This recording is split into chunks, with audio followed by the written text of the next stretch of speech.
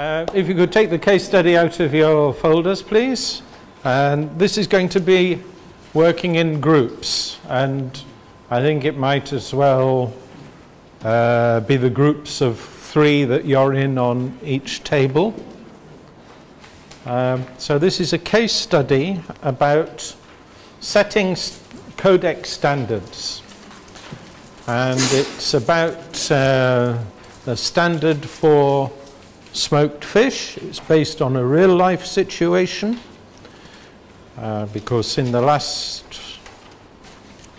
5 years, the Codex Alimentarius Committee on Fish and Fishery Products was considering a new codex standard for the level of PAH, polycyclic aromatic hydrocarbons, in smoked fish.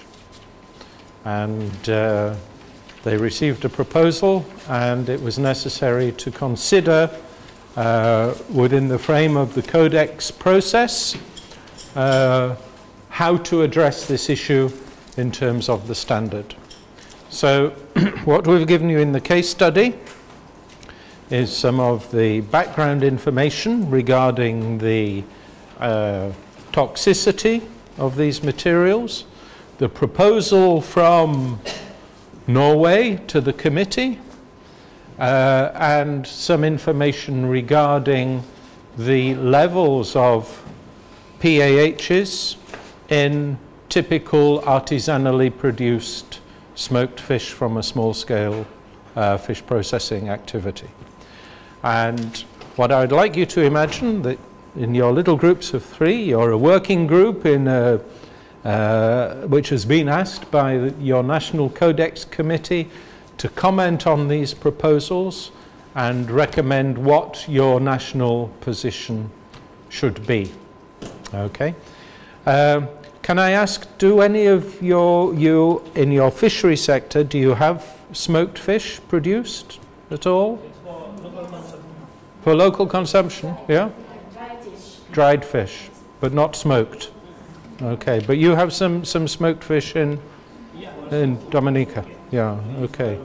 We're experimenting with it. You're experimenting with it? Smoked fish only for the local markets, but dried fish for the export. Well, we aren't distinguishing at this stage.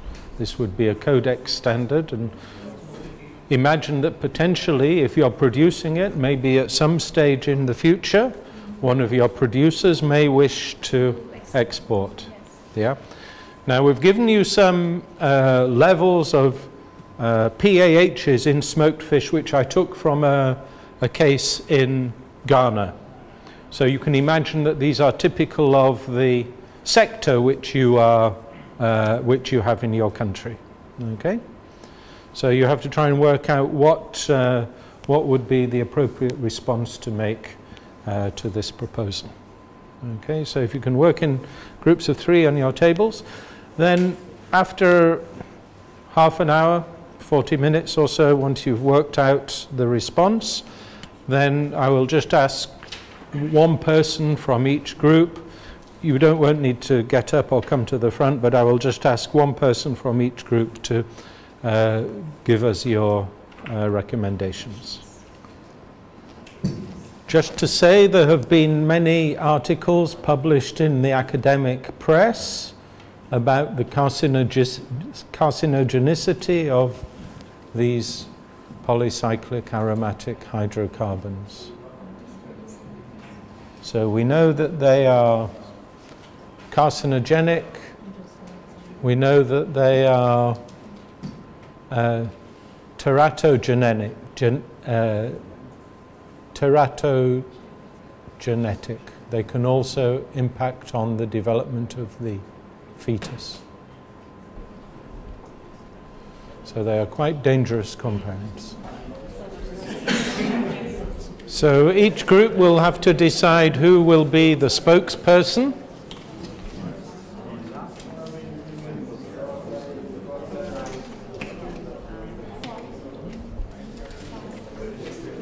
And we're going to give you a maximum of 2 minutes on each of the 3 tasks. So very brief, concise presentation to prepare, please.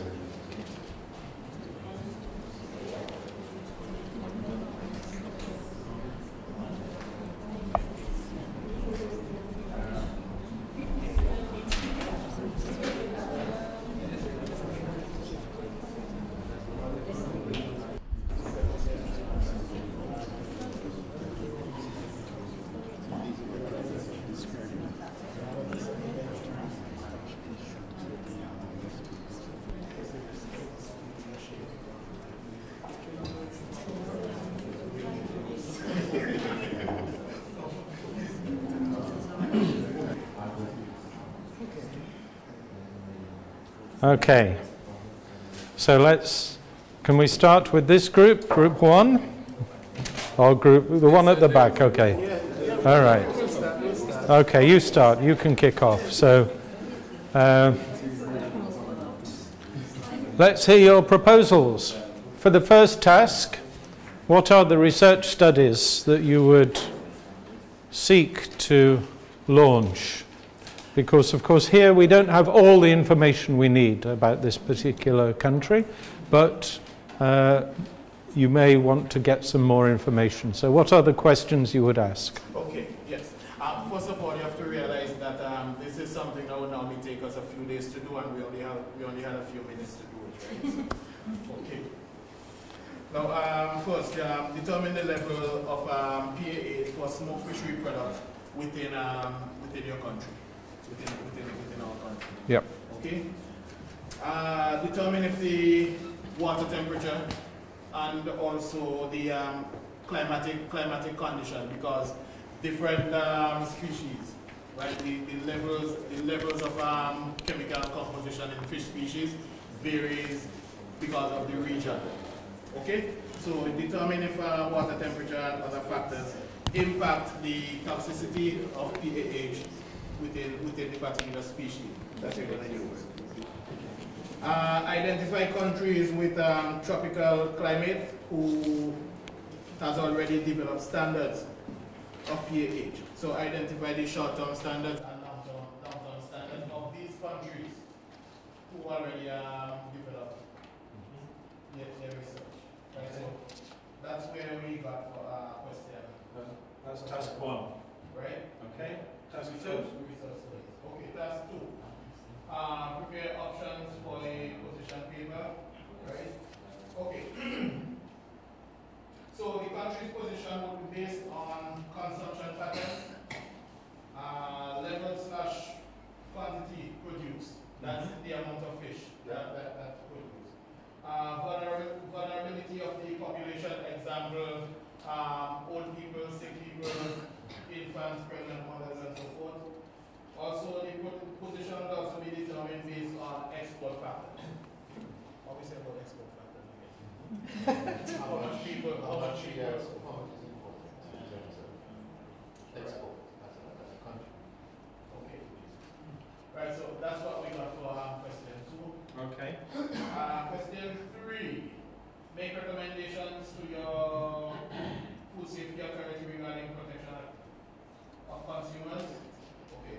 So if the values obtained from an analysis that we will have conducted, if they're below acceptable limit and is being affected by water or climatic conditions, then we will use the standards suggested by Norway. So if they're in line with Norway standard or below Norway standard, then we will use Norway standard. Okay. Right? However, if they're elevated, right, if the values are above Norway's suggested values,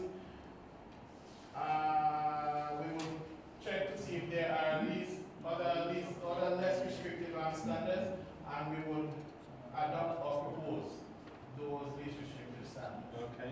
Right, in terms of other recommendations, we identify suitable or alternative smoking material, because the fact of the matter is, different smoking material will have different concentration of, let's say, tar in there, right? And different materials can be used for smoking. Identify suitable or alternative fish species, right? Alternative species that would smoke better than, the regular one. Also,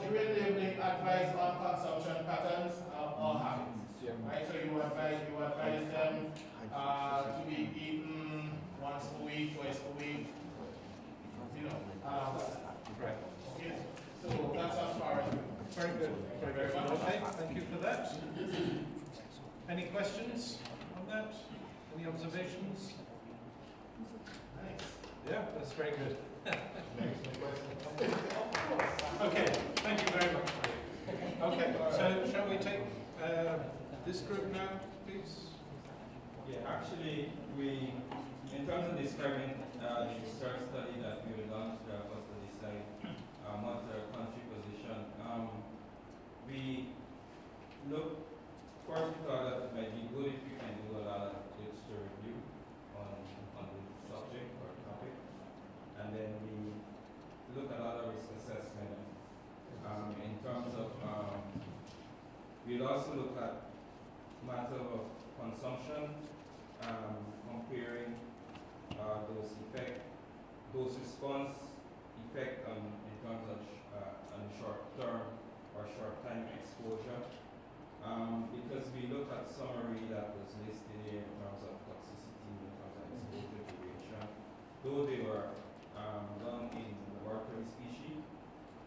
If we want to go down in terms of our national laboratory testing, we thought that we could probably, understanding the fact that sometimes there can be ethical issues as it relates to animal welfare using these species of laboratory animals. We even thought about we can probably consider biopsy or using like cells, human cells on chip to test like toxicity. When we think of the second task in terms of preparing option for position of a proposal, we would then look at what is the acceptable level, and in this case we look at what is established by the EU regulations in terms of the and then we support the draft standard by codex that would actually guide us at a national level. In terms of recommendations, we look at those that don't have any socio-economic impact, that you won't want to put persons on the livelihood or jobs and all that. So we look at things like the process technology, perhaps the fish species, the type of wood material or this kind of things using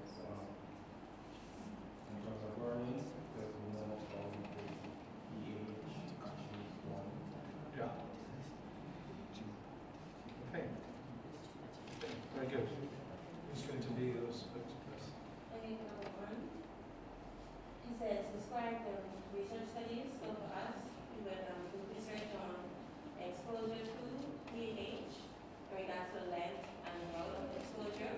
Yeah. Joining health repercussions in regards to consumption. We would also do toxicity testing of the pH. We would do long-term and short-term side effects. Try to do some research on that.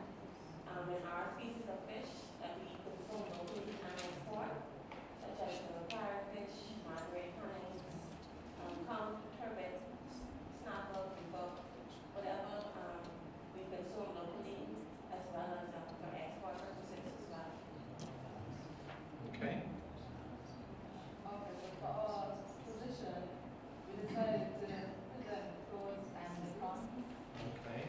So for the pros, I mean, we have to take into account that the smoked fish, it contributes to employment, growth in the GDP, food security, and the fact that it utilizes most of the fish, so at least a lot of the product isn't lost.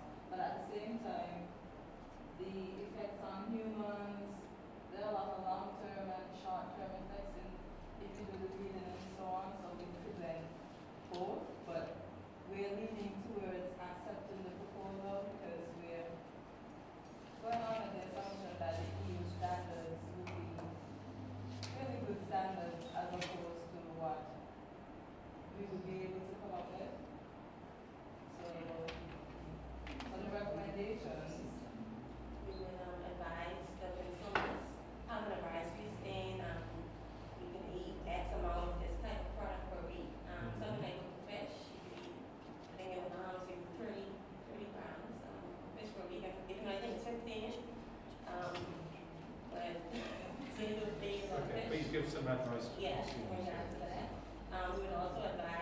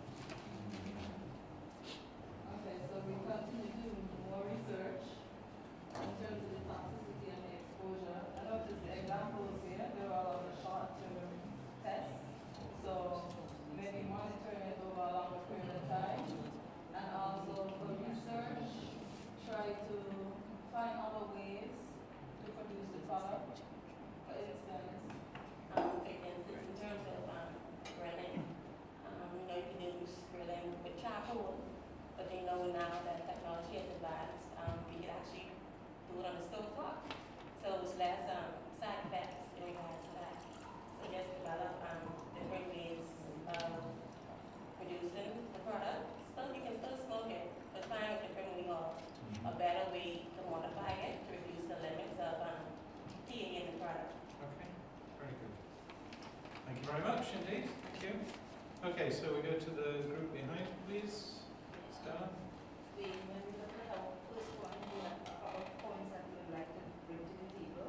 We thought some of the research studies that we can look at could be something like a risk-based assessment. You can do things like monitoring of the pH.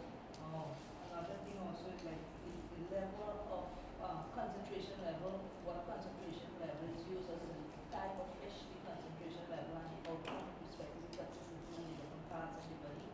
And also to getting a critical level upon the lower limit that is permissible for use, for safe use for the consumer. And also to control the whole processing of the smoked fish to detect the food safety hazard.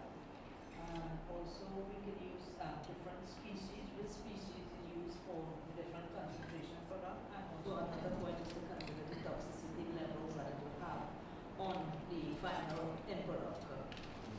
With respect to the second aspect for position paper for proposal of the country, we thought about using time and temperature control during the smoking amount of the smoke flavor used, the amount of to inform or to educate the consumer about the different, about maybe the minimum requirements so that they will know of a critical level that is acceptable, and also a food grade acceptable smoke flavor that is used. We don't want to use something that is not food grade and it will be harmful or carcinogenic to the end user. And then our final point on the recommendation, well, the recommendation we think is based on the results of the studies of the food safety. For the food safety is based upon the limits that we would identify as safe for having safe food to maintain quality and the safety of the product for the end user.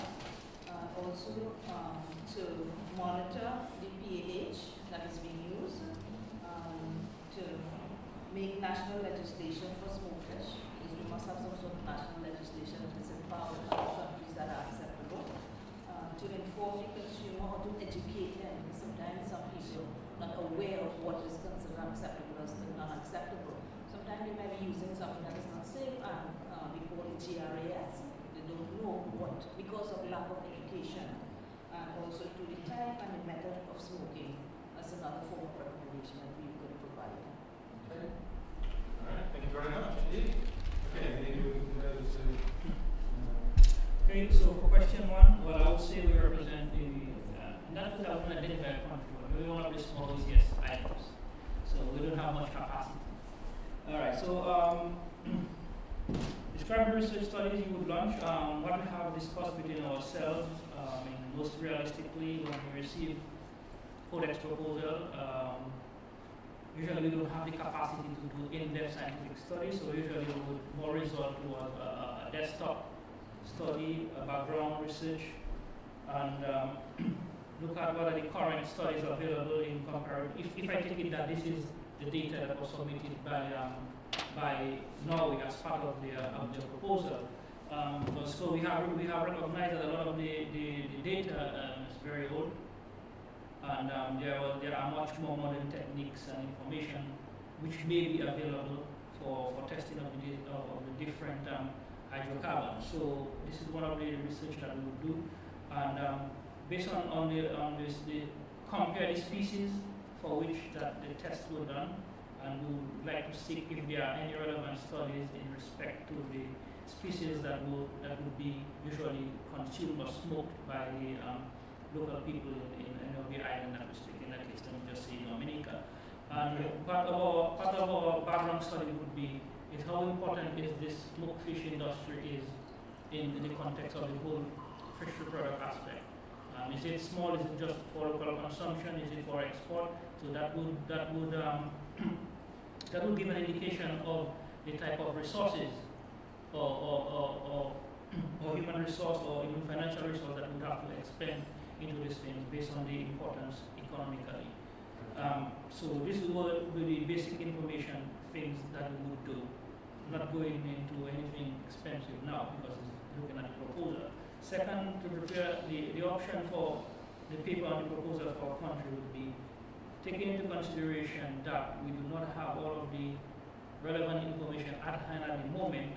We may seek to take a precautionary approach and in principle, not endorse the proposal, but seek time to get more information or even technical assistance from other developed countries for which this is a problem before we can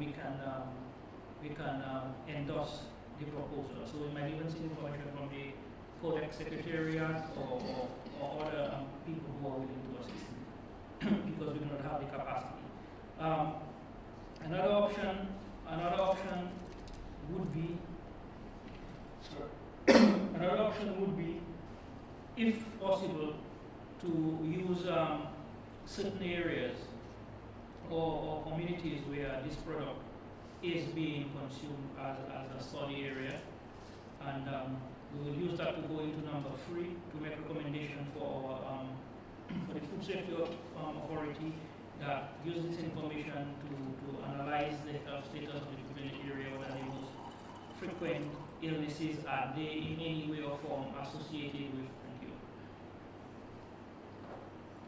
any way or form associated with the effects of PAH. In the meantime, by still being proactive, we will look at ways with the Food Safety Authority to look at additional measures that can be done to enhance the current methods which people are using, and look at new technologies or even ways in which of modifying what is currently being used in the least expensive way to enhance the effects of PAH. I think what we would also want to mention too is that the impact that this proposal that Norway is bringing, what impact would it have on the countries who are not yet able to meet that limit?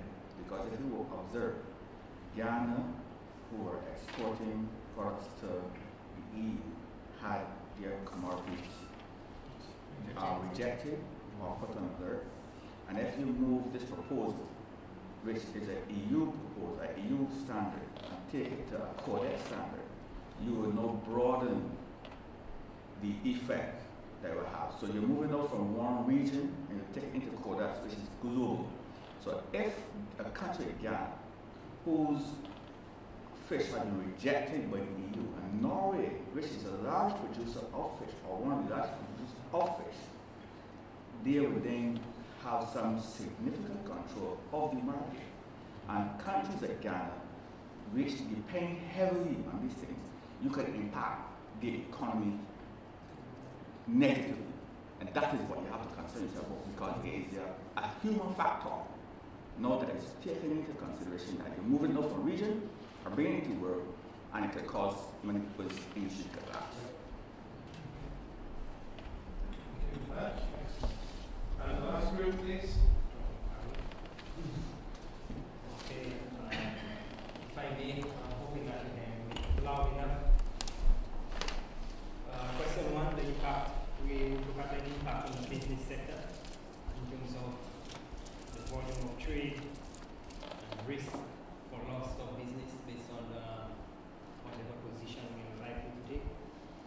We would have to determine as well, one of our studies would be to determine the limit of pH in our local product. We would like to undertake a risk analysis to collect additional information on pH in country. And for question 2, given the information we have, we would also want to undertake further studies and to look at other countries' experiences in preparing a position paper, still taking into consideration the economic ramification for the country, economy, employment.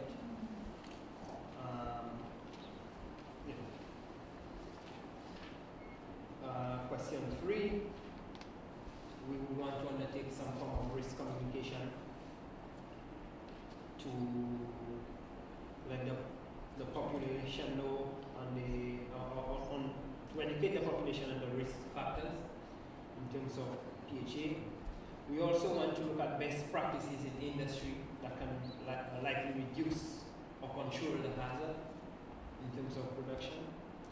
And we would want to look at tailoring the legal regulation to reflect standards that are already adopted, for example, Codex Alimentarius. And we're not in terms of the limits and standards, tailoring the regulation to reference standards that we think would be better as well, because you don't want to put the limit in regulation because you don't want to change it or revisit it from time to time if it isn't a standard. The standard, of course, it's easier to amend, and once the regulation reflects that standard, you are able to revisit it from time to time. So I think that is our contribution. Okay, very good. Okay, thank you all very much for that. I think you can give yourselves a round of applause, and I shall give you one. I think between you all, you've covered almost all of the major points which I wanted to come out of this. Now, it's clear you didn't have enough information to make a definitive response. However, I think almost all of you got that you actually need to know the level of these substances in the products which are produced in your own country. So that would be the first thing that you'd have to do, is try to determine by taking samples and analyze them, so you can make some assessment. Do you comply with these proposals or not? And that's a really, really important question to be able to answer, because it's quite clear from all of the research which has been done and the publications and the toxicity studies that these things are highly toxic. More or less, some are less toxic, some are more toxic. There is quite a range of different toxicity levels depending on the compound, but nevertheless, generally we can say that these things are a risk to health. And certainly this was quoted. This is the risk assessment that the EU did to actually look at specific links between different levels and the likelihood of toxicity in the human beings, in the consumers. And the EU concluded, and I think this is more or less where we got to, that many of them are toxic, that because of the nature of these compounds, there is no threshold level below which you can say things like this are safe. It's like smoking cigarettes, and that's the same carcinogens when you're smoking cigarettes. In theory, one molecule of a PAH alters the likelihood of you developing a cancer. So the more you have, the higher the likelihood. So there is no threshold level, and that's just the nature of these kind of risks. So you can't say for sure below a certain level is 100% safe. It's a question of risk management, as we said at the beginning. And so the recommendation within the EU was from the European Food Safety Authority, which gives the scientific advice, was that these things should be set as low as possible, as low as reasonably achievable. And this is actually an important principle. We call it ALARA, as low as reasonably achievable. So you put the limit as low as you possibly can get with your existing technology and so on. So that was where we got to with the EU. But in this case, once you have established what are the levels in the products which you're producing, there's one other very important piece of information which you need to know, which is how much are people eating? Because it's the total amount you eat in your diet which is important here. So did anybody mention consumption surveys? Consumption.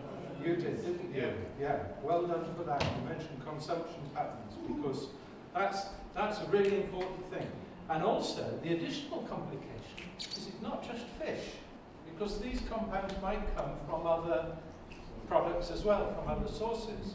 If you're eating smoked meats, as many people do in other countries, you have to look at the overall consumption of these compounds from different sources. So you have to get into what people are eating and understand the amount of different foods, the levels of PAHs in different foods, and then you can come to what we call an exposure assessment. You can work out how much your average person is exposed to these compounds. And that's your average person. Yes, Fred. Before you go on with all of this, right, my concern now is what level, or identifying what level you would consider as being carcinogenic, you know? Well, is there a particular level, because, okay, you said to go as low as possible. Yeah. In looking at this, Norway's suggestion is what, 5.0. Yeah, right? going But down then to 2. we see Ghana going like 6.2, other areas we Okay. see 35. Sure, but what is reasonably achievable is determined by your circumstances. Listen. Yeah. It's determined by your circumstances. What will your technology deliver to you? Okay, and I think this is the important point, because here, you see, we have levels of benzpyrene 5 going down to 2. It's now 2 micrograms per kilogram. That's not very much, you know? But European technologies can achieve that. So that's why the EU has put that level, because that is what they think can reasonably be achieved with modern smoking techniques and so on. But it's clear that some countries actually have considerably higher levels than that. So in this case, this is our evidence. You know, remember the limit was 2. We have 6 here, 35 here, 37, 33, 45, 61. So if you take these as typical levels in that production environment, you can work out that there is a significantly higher exposure of consumers to these compounds. So, yeah, we say 50 grams per capita a day, for example, and that has implications for public health. So in that case, if we say we can do a little calculation, back of an envelope calculation, and work out that your average exposure based on this data, consumption and levels. In this case, this West African case, it's about 28 nanograms per kilogram of body weight per day based on this exposure, this average level of benzpyrene, which we took from the rapid alert. We know what the estimated annual consumption is, and we can work out that from fish alone, this is before we count any other, it's about 730 micrograms per person per year, which gives us that much per day. Compared to an EU level, which is set out in their risk assessment of 3 to 4. So you can come to a conclusion that your exposure is, you know, more or less. And this is how you can relate other people's risk assessments to your own situation. Yeah, you don't have to go through the whole risk assessment, but as long as you've got that consumption data and you know the levels in your product, you can start to say something about exposure. So they are the 2 key pieces of information. What are the levels in the product? What's the exposure? And then, of course, you have the task 2, setting the actual standard. Well, what's quite interesting is, can I just check, did anybody suggest a specific level or a specific limit? No. Okay. But would you all recommend having a limit in your own countries? You would? You would, okay. Well, this is what I found most interesting, was that this is actually what the Codex standard says. This is actually what was decided to write in the standard. They decided to reject the proposal for a specific limit, and they just wrote in the standard because of the pressure from developing countries which have smoked fish. Smoking of fish should be done in a manner that minimizes the formation of PAH. And that's what the Codex standard says. Okay? Question. Yeah. Method smoking can actually mitigate against the risk. It does, like yes. Cold smoking, I suppose. Yes, it does. Which is the last part of the task. But I think the point you made was very appropriate. If a limit were to be put in this, it's not just product which goes, say, from Ghana to Norway or to the EU, which is affected. Its next door neighbour could equally reject fish on the basis of this standard, justifiably, because that's in Codex. So it would have tremendous impacts on regional trade.